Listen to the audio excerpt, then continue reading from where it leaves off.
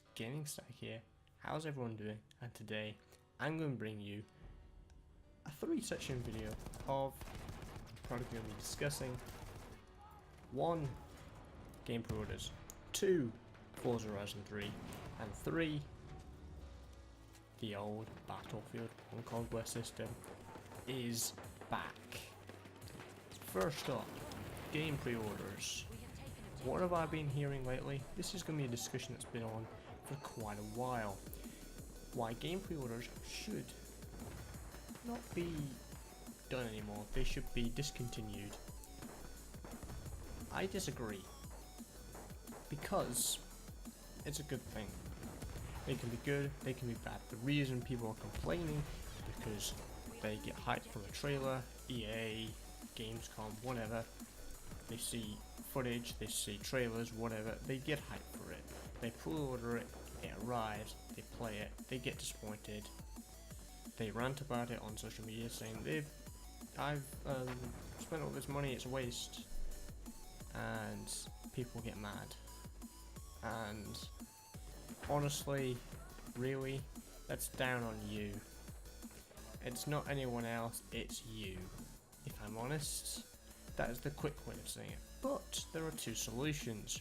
Two solutions which Steam has technically already addressed.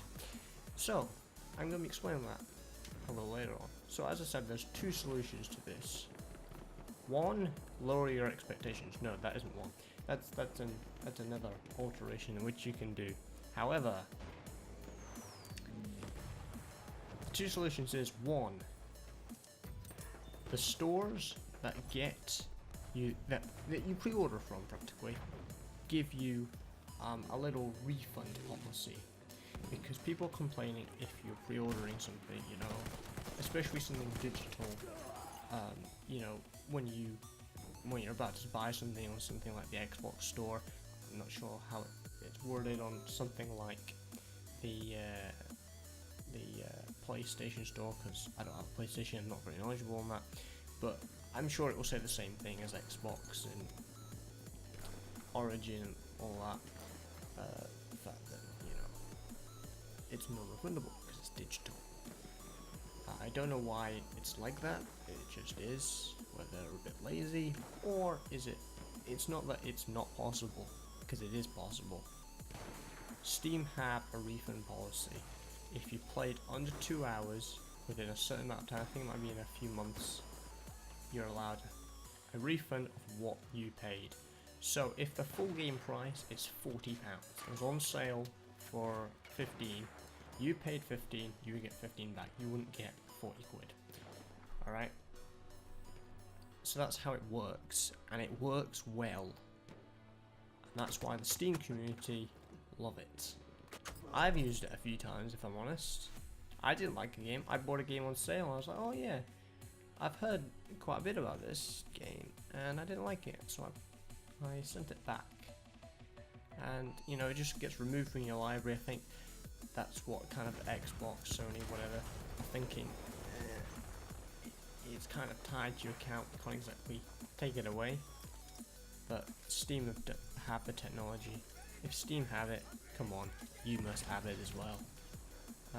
So that's one solution. Number 2 is game demos. How many game demos do you see today? I can tell you, not many. Turn 10 do it often. We've had a demo of Forza Motorsport 6 and most recently Forza Horizon 3. I'm going to be discussing Forza Horizon 3 next. Not yet though. Game devs are lazy. You've grown very, very lazy. You spend ages on the final game, but you don't have effort to bring out a demo. Some do, some don't. I understand independent, small companies don't really have time, they want to put everything into the final product, but that is fine. Perfectly fine. Big companies, EA, Ubisoft, whatever, have no excuse. Every game should have a demo. So people would stop complaining, they would yeah, they'll pre-order it, then they'll play the demo. If you liked it, you'd keep your pre-order. If you didn't, you'd cancel your pre-order. Because you can cancel pre-order, believe it or not. It's not like it's set in stone. Alright? But of course, once it arrives, it's arrived. However, you know. So, that's how I feel people should approach this. Maybe have a pinch of salt when pre-ordering your next game, or just don't pre-order whatsoever. Some people don't even pre-order. They see what it's like, they see the reviews, and then they order the game. But if you want the day one exclusive items with it, then pre-order it if you have a good feeling. Now, I'm one of those people that like games that people don't particularly like. The gaming community really doesn't like Battlefield Hardline. I love it. I didn't pre-order it, but I love it.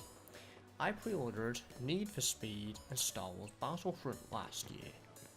People hate the living soul out of Star Wars Battlefront, and people don't think Need for Speed is great either. I think they're good. It's what I expected. I love them both for what they are. And I think people are getting a bit too high in their expectations. Alright? Like, if you want to make a better game, go for it. But, you know, in the end, you are playing it. And everyone has an opinion on the game, which I respect that. But you can't ordeally hate a game, if you know what I mean.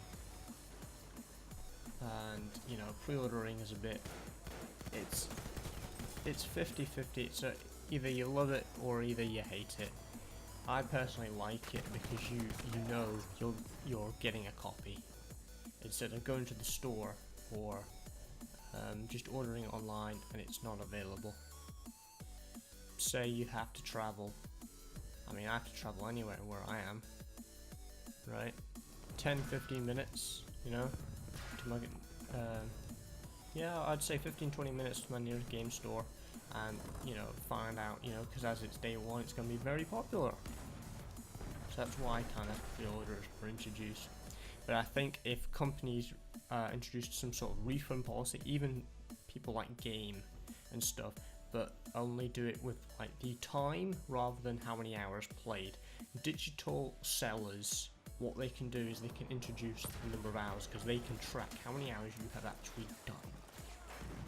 It's on Steam interface, you know how many hours you've done on PC. On console, it's different. You don't know how many hours you've done. I mean, Xbox last year did do your stats, so you could tell how much you did. For example, my stats for last year was my most played game was Forza Horizon 2. Okay, that's all I'm saying. Either devs stop being lazy and make game demos. It's not that hard, really. A little bit extra, you know, and people actually enjoy your games. And then there's another thing of doing the refund policy. So maybe introduce that, and the gaming community will be a lot happier. Now, Forza Horizon 3, my friends. Why am I hyped for this game? I mean, who isn't hyped for this game? I haven't seen a single bad review. I tell a lie, I have seen a bad review. They gave it 2 stars, saying, racing games are getting tiring, let's do something different. It was a load of trash, was that review. I can't remember where it was from. Well, that just explains everything. I can't remember who the reviewer was. Not worth going. It wasn't a big famous one. I'm sure of that. So while I go through my browsing history, I will I will explain to you why I'm hyped for Forza Horizon 3. For one thing, the open world. Based in Australia, it is one of the best games ever. Right, I found it. It's IB Times. International Business Times. Do not go on this site. They make an absolute trash of the review. 2 stars. Anyway, based in Australia. The graphics look absolutely amazing. Now, if I could describe this game in simple few sentences, I would say take Forza Horizon 2, take the kind of mechanics and features of Forza Motorsport 6, combine them together and tweak them a lot. There we have Forza Horizon 3. Practically, things have changed, a little bit have changed. Things from the original Forza Horizon have been introduced back, as well as features in Forza Motorsport 6, such as aquaplaning. You can actually go in water now. It used to be the fact that it would just respawn you if you even touch water, excluding rain, of course. You've got dynamic weather, and the most important feature of all that I'm looking forward to test is cross-platform. If I was on if I was on PC, sorry, and one of my friends had Forza Horizon 3, and they had it on their Xbox, I could play with them still. That's great to see. There isn't many cross-platform. There isn't many I can name at the top of my head. Rocket League has introduced cross-play. I know between PC and Xbox and PC and PS4. Is it just one of those? I'm not 100% sure on that. But yeah. The car list is humongous, although I have not seen the full thing, because I really don't want to spoil this because I'm so hyped for it. I'm so looking forward to it. You know, in Forza Horizon 2, if you knew you were going to hit a tree, you were scared. So, you know, in this, there is more destruction. There are less invisible barriers, a lot less.